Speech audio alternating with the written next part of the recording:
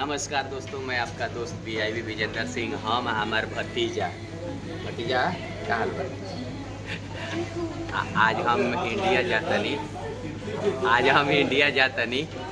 इंदर शाह जी के ही ब्लॉग है। इंदर शाह जी के यहाँ के अपना खेसारी टीम के बहुत ईमानदार, सुयोग्य, सफल ये है अपन पूरा लोग के स्टाफ के, खास करके हमारा ऋषु बाबू के ध्यान रखेनी। ऋषु बाबू अभी सवेरे सवेरे आई बड़े नाश्ता करते रहे। का बोली है हमरा से ज़्यादा खेसारी भाई से ज़्यादा भाई हमारा खेसारी भाई से ज़्यादा ट्रेंडिंग स्टार आज ऋषु बाबू चलत रहे बिहार में। जब से लंदन आइल बड़े। का कहे के बा ऋषु बाबू? अरे अभी खैले बा पार्टी खैले। का कहता रहा? बोलो का कहे के चाहता रहा? बस कुछ नहीं कह पूरा देखो इंडिया के लोग तारा के देखता है।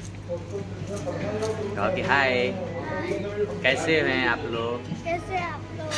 कहे कि मेरे पापा का गाना आता है देखिए, मेरे पापा का गाना आता है देखिए, मेरे चाचा वीआईपी का गाना आता है देखिए, मेरे चाचा वीआईपी का गाना आता है देखिए। इंदर जी का चैनल को सब्सक्राइब कीजिए। इंदर जी का चैनल को सब्सक्राइब कीजिए। जानता नहीं पंडित जी वाला हाल बा, जल रखो वही हम बोलो जतनी करत रहे, हंसत रही, मुस्कुरात रही। हमनी के मस्ती यही बा। लास्ट हमारा आज लंदन में वीडियो है। ऋषु बाबू से फेन हमनी के मिले धाना डी ना तो मुंबई नहीं, धाना डी में मिल जाएगी नहीं, मुंबई में। ठीक बा, हंसत रही, मुस्कुरात रही, वीडियो देखत रही। जय बिहार।